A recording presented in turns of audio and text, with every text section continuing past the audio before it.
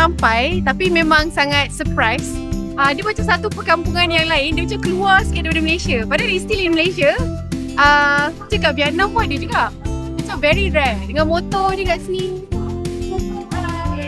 Dan diorang sangat-sangat ramah, okay? Daripada sepanjang-panjang kita orang turun JT sampai ke sini semua macam Hai. Pulau Ketam.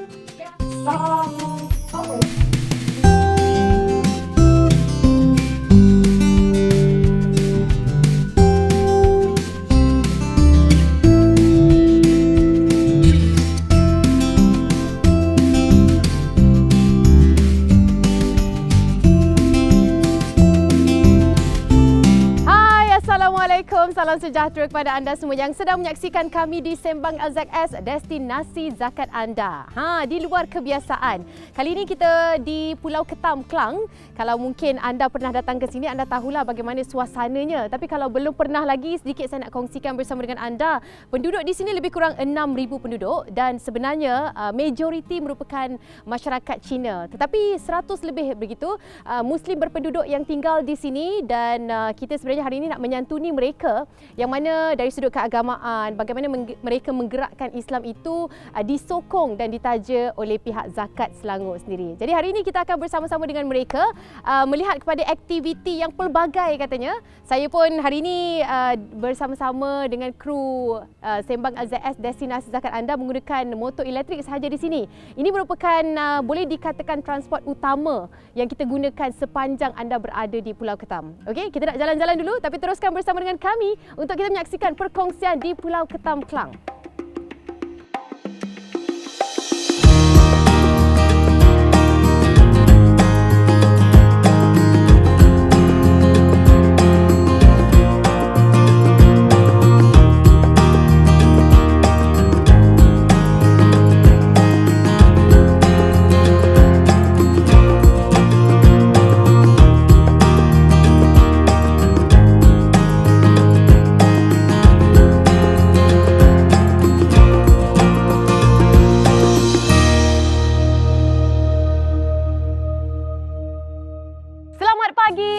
Ketam, Klang. Inilah suasananya. Pagi-pagi ni adalah hujan sikit, nampak jalan basah je kan. Tapi alhamdulillah kita masih mampu lagi meneruskan penggambaran untuk hari ini. Apa yang paling best sekali sebenarnya semalam selesai untuk kami dapat meneroka sedikit sebanyak Pulau Ketam ini bersama dengan kru Sembang LZS Destinasi Zakat Anda. Seronok, punyalah seronok. Ada pula salah seorang daripada kru kami memang pernah datang ke sini, boleh bawa berjalan di lorong-lorong yang kami rasa ini satu keunikan yang sedikit berbeza daripada tempat yang kami pernah pergi sebelum ni. Tapi tak cukup dengan itu, kalau kita nak tahu banyak lagi tentang Pulau Ketam ni, pastilah kita nak bersama dengan individu yang lahir di sini, membesar di sini.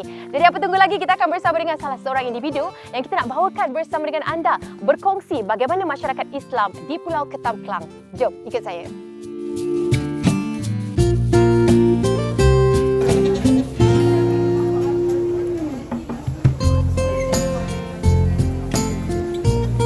Assalamualaikum. Waalaikumsalam warahmatullahi wabarakatuh. Alhamdulillah. Alhamdulillah. Inilah dia Puan Fatimah. Puan Fatimah ni akan bersama dengan saya. Mas sini sikit Puan. Puan Fatimah ni sebenarnya kalau nak diperkenalkan kepada penonton semua merupakan anak kelahiran Pulau Ketam ni sendiri. Jadi Puan Fatimah sebenarnya ini kali pertama Anim di sini. Nak minta tolong untuk Puan Fatimah kongsilah juga apa menariknya, bagaimana kehidupan masyarakat Islam kat sini, boleh? Boleh, insyaAllah. Boleh, insyaAllah. Terima kasih banyak. Kita akan bersama dengan Puan Fatimah sebab kita nak kenal sebenarnya macam mana masyarakat Islam di Pulau Ketam, Klang. Jom.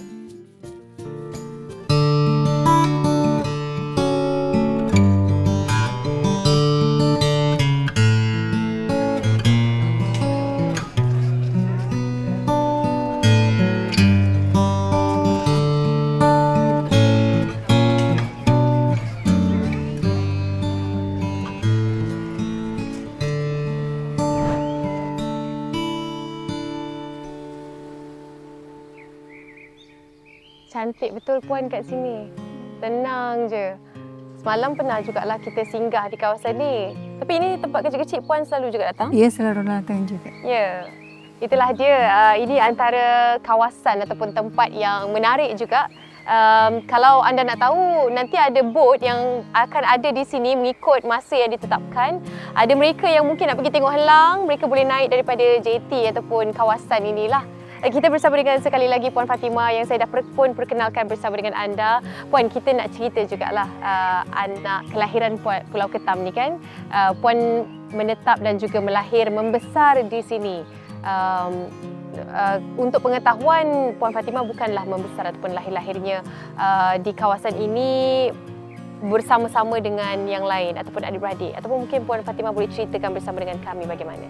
Melahir kat sini lah, maksudnya dengan adik-adik pun melahir kat sini. Kan zaman dulu dia kan tak ada hospital kan, nak jauh, jadi melahir dengan dukun macam bidan. Oh, okey. Jadi kat sini adik-beradiknya berapa? Ada 7 orang. 7 orang. Semuanya memang lahir di Pulau Ketam ni? Ya, betul. Okey, mungkin boleh ceritakan Pulau Ketam ni kalau tak silap dah lama, tapi mungkin generasi keluarga Puan Fatimah sendiri berada di sini untuk generasi yang keberapa? Kedua. Okey. Tahun berapa ya? Tahun 1905 waktu itu ayah kat sini. Ayah pun kat sini. Mak ayah pun lahir di sini. Mak lahir kat Banting. Oh, maknya lahir di Banting. Yang asalnya di sini? Saya dengan adik-adik beradik. Oh, ayah pun bukan asalnya di sini. Ayah dari China sana datang. Dia usia 7 tahun, dia berantau ke Malaysia. Oh. Dia tinggal kat Kuancho. Okey, macam mana masyarakat Islam di Pulau Ketam ni sebenarnya? Sebab kita tahu masyarakat Islam ni merupakan masyarakat minoriti di sini kan? Jadi bagaimana kehidupan mereka di Pulau Ketam ni? Kebanyakan mereka adalah sebagai pekerja, sebagai nelayan. Ada juga yang kedai. Macam-macam jugalah. Tapi adakah mereka semua yang mu'alaf ataupun kembali ke fitrahnya? Kembali ke fitrah mereka. Ada mu'alaf, ada jugalah, juga tak banyak. Okey. Jadi yang lebih kurang 100 kabarnya yang berada di sini. Aktiviti-aktiviti mereka, masyarakat Islam dekat sini, apa yang mungkin Puan Fatimah boleh kongsikan? Seperti mereka kalau hari Jumaat ada solat hari Jumaat bersama, baca Yasin malam gitu. Ada program-program mereka akan kumpul kat Balai Islam. Macam itu.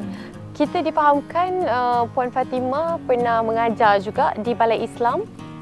Pernah. Mengajar apa? Bahasa Mandarin. Okey. Kepada muslim-muslim di sini? Dengan pelajar. Pelajarnya datang dari... Oh, pelajar tahfiz. Okey.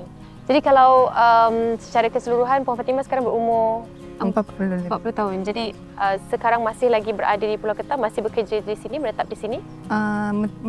Menetap kat sini cuma bekerja kat Kedah lah. Okey, kita nak tahu juga kan kepribadian Puan Fatimah ni. Sempatlah juga sebenarnya kami di belakang tabir berbual, mengetahui bagaimana sebenarnya Puan Fatimah ni sebagai seorang yang sangat cekal. Nak dikongsikan juga bersama dengan penonton. Puan Fatimah boleh ceritakan, kita tahu situasi di mana Puan Fatimah pun merupakan seorang yang kembali ke fitrah pada usia yang agak muda, lebih kurang masih lagi dalam alam persekolahan menengah. Ya, betul. Okey, nak ceritakan bersama dengan kami mungkin perjalanannya. Secara ringkas, secara santai, yang mungkin apa yang boleh kami ketahui. Maksudnya dari masuk Islam dulu gitu ya. Betul. Kerana dulu nak masuk Islam itu kerana nak berkahwin dengan orang Islam. Gitulah. Dan selepas itu bagaimana kehidupan sebagai seorang yang berbeza lah, seorang baru kan? Betul. Memang sangat bercuba lah gitu. Dari tak tahu agama Islam sampai kita kena belajar sungguh-sungguh sampai dapat ilmunya, dapat tahu faham betul-betul apa itu agama Islam. Pada akhirnya akan saya rasa tenang. Rasakan Islam itu sangat tenang gitu, sangat indah. Pada saya ilmu saya belajar dari Islam gitu. Pada usia berapa tahun pada ketika itu? Waktu itu 20 tahun masuk Islam. Okey, berkahwin, kemudian mempunyai keluarga, namun difahamkan juga ianya sampai di situ sahaja jodohnya. Ya, betul. Jadi bagaimana? Yalah, sebab dah difahamkan keluarga Puan pun masih lagi beragama Buddha, perbezaan agama berada di situ. Ada cabarannya Puan kan? Ada. Nak dikongsikan juga? Mereka awalnya mereka marah, sangat-sangat marah, sangat-sangat marah. Dia cakap baliklah kamu, agama Islam bukan agama kamu, itu orang Melayu punya, kamu kena masuk balik lagi ke Cina. Tapi saya agak bagi mereka faham slow-slow, mereka boleh terima lah. Dia cakap. Tadi pun Puan ada kongsikan berkaitan dengan cabaran ataupun tentangan lah kan yang Puan dapat daripada keluarga dan sebagainya. Itu antara yang sememangnya seringkali dilalui oleh mereka yang akan kembali ke fitrah ni. Ya, betul. Apa mungkin cara Puan untuk memberi kefahaman terhadap keluarga dengan penerimaan siapa Puan Fatimah sekarang ni? Dari yang sebelum saya masuk Islam sampai sekarang saya ada masuk, mereka kan nampak ada perbedaannya gitu. Terus mereka selalu tengok kenapa yang kamu seperti sekarang seperti gini, kenapa yang tak pakai, yang Islam pun tak pakai tudung, dia cakap macam gitu.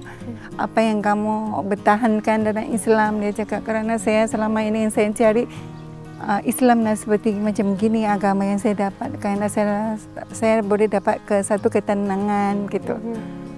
Jadi mak nampak saya seronok, bahagia walaupun saya solat, dia pun seronok, dia tengok saya gitu. Kalau handphone seperti seorang aja dia panggil, tinggal kerja pergi solat dulu. Oh, maknanya kalau azan dekat handphone dengan bunyi azan tu tinggal dulu pergi solat. Pergi solat dulu. Boleh faham dia. Kerana kat rumah saya selalu hidupkan ayat Al-Quran. Seperti kalau mak sakit saya bagi minum obat, mak saya pun akan bacakan Al-Fatihah, bacakan ayat Al-Quran. Dia akan ikut juga. Dia baca bismillah, dia pun ikut juga. Dia habis itu dia akan cakap, saya habis minum obatnya, kamu bacakan doa macam mak serasa, macam agak sihat mak gitulah. Allahu Akbar. Jadi mungkin dari situ dia nampak ada perubahan dengan kesihatan mereka. Dia mungkin seronoklah tengok agama Islam, kerana kan selalu agak tunjukkan akhlak yang baik tentang Islam. Jadi dia kan bezakan kenapa luar orang Islam dengan anak saya beza sangat jauh, dia cakap. Yelah, pastinya ada persoalan kan melihat kepada bagaimana individu itu mengubah sedikit sebanyak pandangan terhadap agama tersebut kan. Kita bercerita juga tentang penglibatan aktiviti-aktiviti yang dilakukan oleh Puan Fatimah sendiri untuk anak-anak tahfiz kan, untuk mereka yang ingin mendalami Islam, terutama sekali masyarakat di Pulau Ketam ini sukar juga untuk menyampaikan dakwah, saya kira. Sebenarnya susah juga. Tapi lama-lama mereka baru faham juga gitu. Dia tanya, yang kamu bertahankan Islam itu apa? Kamu solat itu apa? Kata gitu. Terus akak bagi tahu sebenarnya kita solat kita sama juga. Kamu sembahyang agama kami solat agama kami gitu. Macam gitulah. Soalan-soalan itu soalan-soalan yang kadang-kadang kita sendiri perlu faham betul-betul tentang Islam. Ya, betul. Baru kita boleh berkongsi dengan mereka kan. Okey, antara yang menarik perhatian Puan untuk pertahankan ialah sebab kita ni nak berubah mungkin tak sukar, tetapi nak kekal istiqamah itu, nak kekal menyayangi, mencintai agama ini ada kesukarannya. Apa yang membuatkan kekuatan Kak Fatimah sendiri untuk pertahankan, untuk sentiasa kekal istiqamah dalam ini? Tapi datanglah dalam hati akak selalu, kalau akak ada masalah, akak akan solat sunnah atau solat tahajud. Ada sesuatu yang kekuatan yang rasanya dalam buat hati akak sangat tenang rasanya. Seakan-akan akak senang berbicara dengan Allah. Seperti dibagi akak ketenangan yang manusia yang tak boleh bagi gitu. Itu yang rasanya sungguh-sungguh sampai ayat istiqomah, sampai ayat aja akak akan bertahankan Islam sampai aja akak nak datang. InsyaAllah. Akak pun mengalami satu situasi perpisahan juga, ya, betul. Kan? Dengan suami. Ada anak-anak? Ada kat Indon. Okey. Anak-anaknya dapat jumpa? Tak dapat jumpa. Daripada perpisahan sampai ke sekarang ni? Iya. Mereka kan lahir kat sana, mereka ikut neneknya kat sana gitu. Rindu tak? Sebenarnya rindu juga. Ya. Tapi apa boleh buat. Kita hanya berdoa semoga Allah jagakan mereka. InsyaAllah. Berhubung dengan mereka? Ada melalui handphone, selalu video call, komunikasi adalah. Macam gitu. Masya-Allah. Sebab tu bila cerita tentang individu-individu yang cekal ini kadang-kala memberi inspirasi kepada diri kita sendiri. Ini dia Puan Fatimah berkongsi tentang kisahnya. Kita sebenarnya nanti nak ke Balai Islam Pulau Ketam. Nak berjumpa dengan seorang lagi individu yang insya-Allah akan memberi inspirasi kepada kita semua, dan bagaimana mereka mampu menggerakkan dakwah Islam ini pastinya disokong oleh pihak Zakat Selangor sendiri dengan menyediakan tempat tinggal, tempat untuk melakukan aktiviti-aktiviti menggerakkan dakwah Islam insya-Allah. Jadi teruskan bersama dengan kami di Sembang AZS, destinasi zakat anda.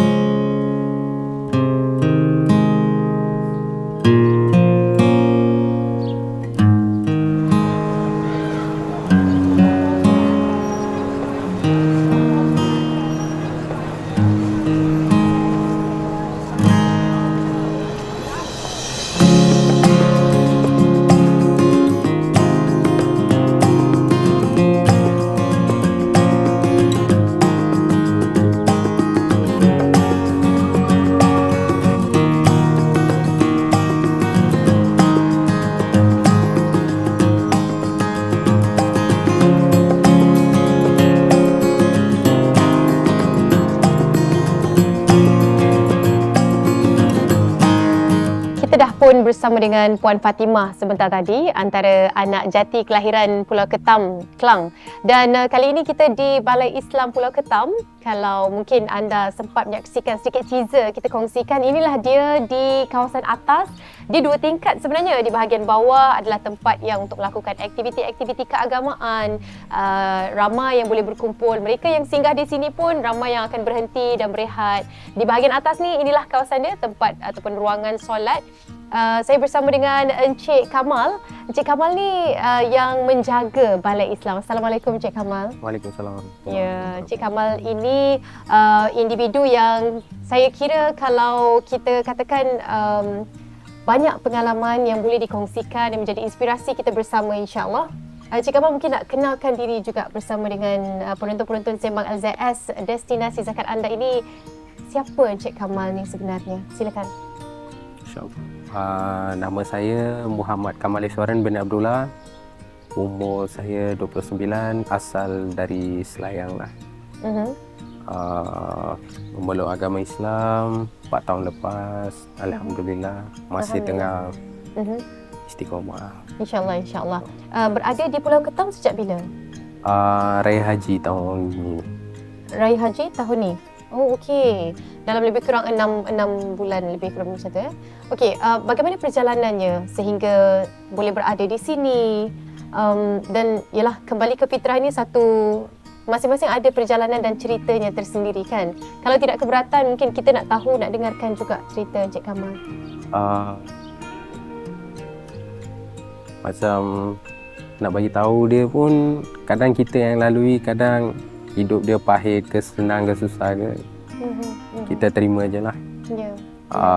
Kalau di Pulau Ketam ni memang seronok dia banyak lah. Gembira satu, lepas tu environment dia tu boleh buat orang dia berubah lah. Ya. Environment kat sini sebab dia tak ada kenderaan, dia tak ada anything. So kita Dia kembali ke asal, dia back to basic. Back Kita to- tinggalkan semua yang ada, yalah. Kan, tinggalkan apa yang mungkin di darat tu, apa yang diraih, apa yang dapat. Kat sini semua kosong, start a new life macam tu. bukan start a new life. Memang saya ada macam environment kat darat dengan environment kat sini dia kurang. Okey, apa beza dia? Apa beza dia, Cik Kamal? Sini nature dia lebih sikit. Lepas tu environment daripada greenhouse effect, pencemaran, bunyi bising, bunyi motor, kenderaan tak ada. So, Yalah, betul. Itu yang kami rasai juga sebenarnya. Kita setibanya kami di sini memang memberi ketenangan dari sudut sebegitu, kan? Tak ada kenderaan, tak ada asap dan sebagainya. Okey, selain daripada itu, kita nak juga tahu siapa Encik Kamal ni sebenarnya. Bagaimana Encik Kamal boleh sehingga membimbing anak-anak yang berada di sini, anak-anak tahfiz yang berada di sini, menjadi guru mereka, berdakwah juga. Dan Encik Kamal menjaga balai Islam ni, azan, kadang-kadang menjadi imam yang melaungkan azan. Jadi saya sangat teruja untuk mengetahui. Sebenarnya saya memang suka dengan azan, dengan Quran. Saya memang suka lah, minat saya. Dari waktu memeluk agama Islam, saya memang minat. Sebab minat dalam agama Hindu ke Kristian ke, dia tak ada tata tertib kita baca kitab sampai tahap macam tu. Macam kita ada hukum tajwid, kita ada hukum dia nak baca dia, makhraj dia macam mana. Kita ada. Macam kita nak panggil orang datang ke solat pun, kita kena ada satu nada. So itulah dia membuka hati itu untuk something special in Islam. Okey, cerita tentang buka hati ni, setiap daripada mereka yang kembali ke fitrah, saya suka dengarkan cerita-cerita mereka. Jadi 4 tahun lalu, apa yang menjentik hati untuk memilih kembali ke fitrah ini? Dia salah satunya, saya memang drag lah dengan nak masuk Islam, nak register, nak follow by legal. Saya memang tarik sedikit. Asal mulanya memang saya memang kaji daripada SPM. Saya memang kaji tentang Islam, peradaban manusia, comparative religion. So lama ke lama dia macam dia dah ada kat depan mata. You nak ke tak nak, tapi kalau you ambil, you terpaksa kena lalui. Macam mak you akan pulau you, keluarga you akan pulau you, everything lah. Ada situasi itu berlaku? Ada. Macam mana penerimaan keluarga Encik Kamal? Bulan lepas saya ada pergi ziarah mak saya, 4 tahun tak jumpa lah. Hari jadi dia, saya beli something special untuk dia. Dia pun okey lah, dia pun boleh mula macam terima anak saya dah berubah something. So itulah. Dah maknanya ada sedikit sejuk lah, maknanya penerimaan melihat kepada Encik Kamal sekarang ni. Kalau sebelum ni bagaimana penerimaan keluarga? Memang kurang. Tak ada yang dalam ahli keluarga beragama Islam, tak ada?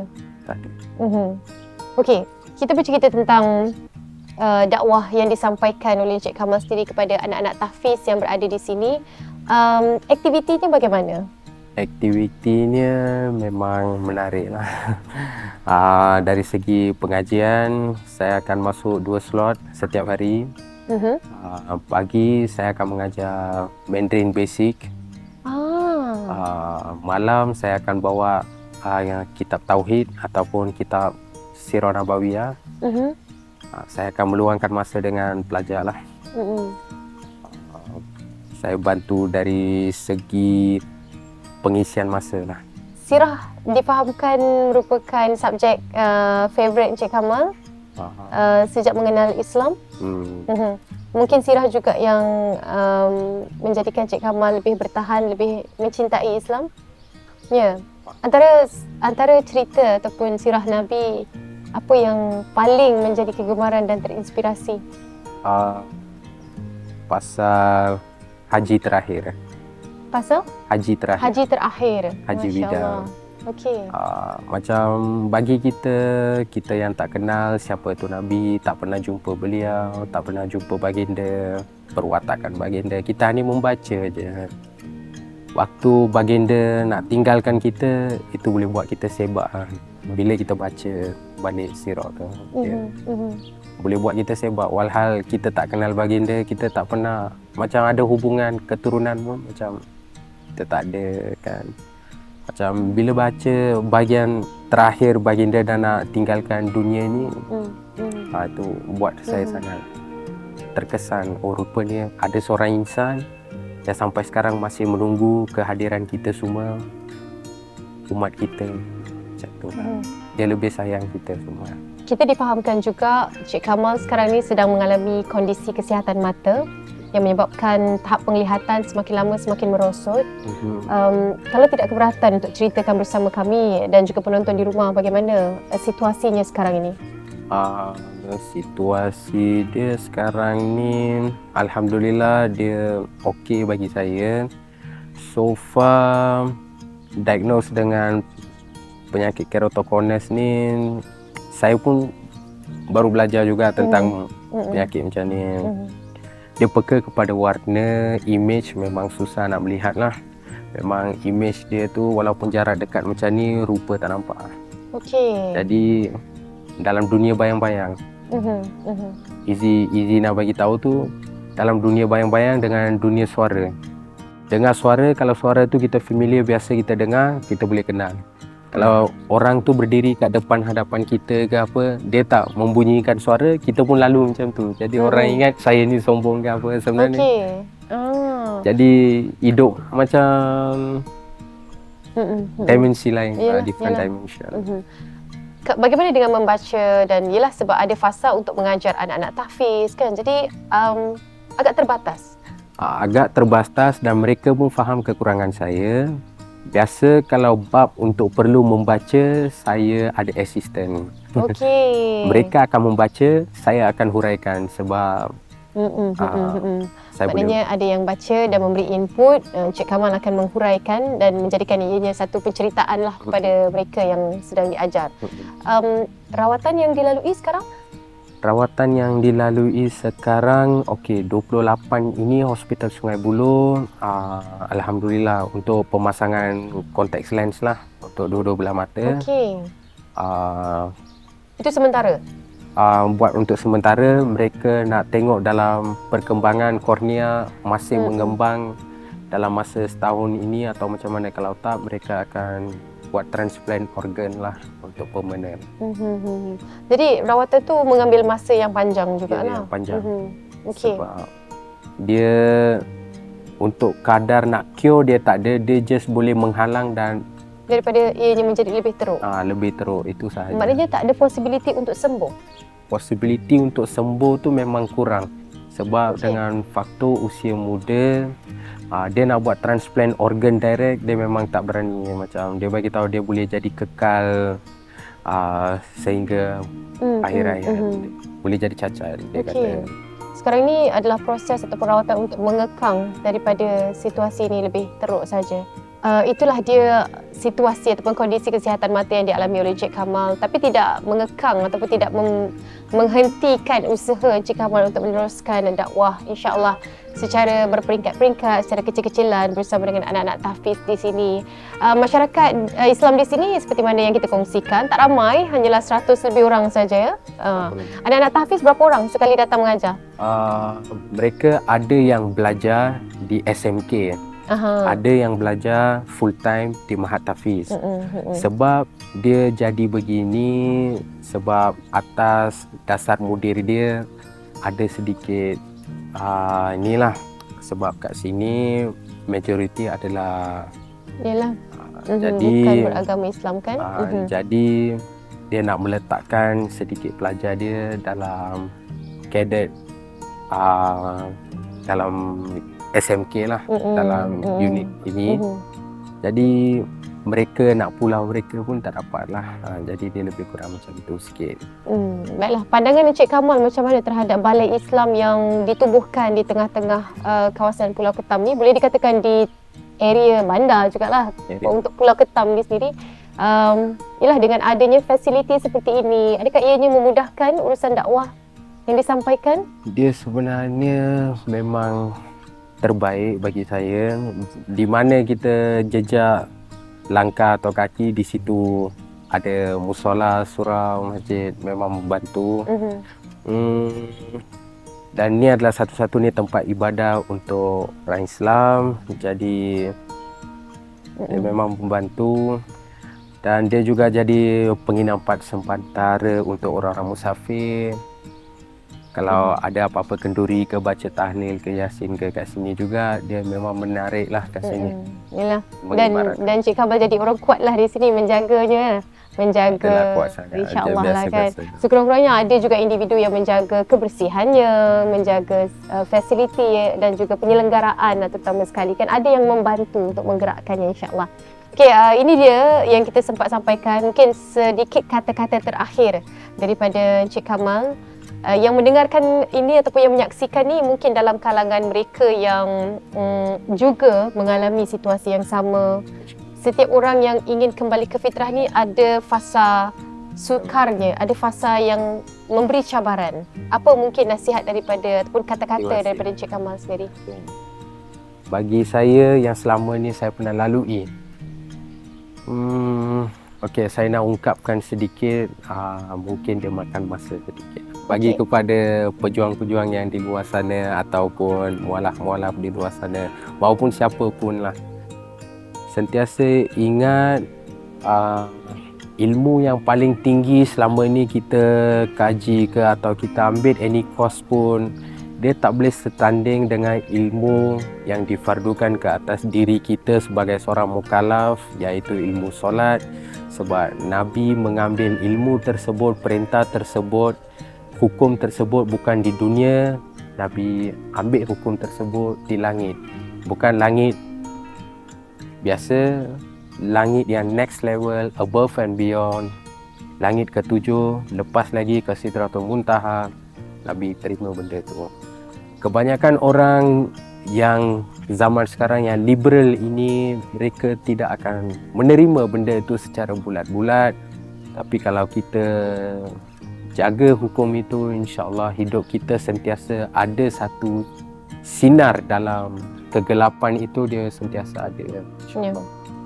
InsyaAllah, insyaAllah. Terima kasih banyak-banyak Encik Kamal bersama dengan kami memberikan inspirasi, bukan sahaja itu, ilmu yang mungkin inilah juga yang dirasai oleh anak-anak tahfiz yang mendengar dakwah daripada Encik Kamal sendiri. Teringin juga sebenarnya kami nak berjumpa dengan anak-anak tahfiz, tapi kita berada pada fasa ataupun cuti persekolahan, tidak sempat untuk kita bawakan kepada anda.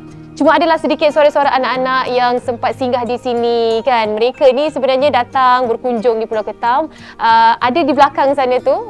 Kita ni melakukan penggambaran di bahagian hadapan. Jadi menariknya kat sini komuniti ataupun masyarakat Islam yang tidak terlalu ramai tapi sangat peramah mesra. Sama-sama berada di sini. Terima kasih sekali lagi Encik Kamal. InsyaAllah ini dia kepada anda semua yang kita sempat sampaikan, dua individu yang insyaAllah menjadi inspirasi buat kita semua. Dan pastinya kalau di tempat-tempat yang masyarakat Islam merupakan minoriti, cabaran demi cabaran atau rintangan akan ada. Tapi dengan wujudnya satu fasiliti yang dapat menjadi tempat berkumpul untuk menggerakkan dakwah-dakwah Islam, insyaAllah ini akan diteruskan oleh setiap pihak yang terlibat. InsyaAllah kita doakan yang terbaik. Dan kepada anda semua, jangan lupa untuk terus menyokong kami di Sembang LZS, destinasi zakat anda. Jangan lupa untuk layari www.zakatselangor.com.my untuk perkembangan terkini berkaitan dengan zakat. Sekian sahaja daripada saya, Anim Izzati. Sehingga kita bertemu lagi di lain episod. Assalamualaikum.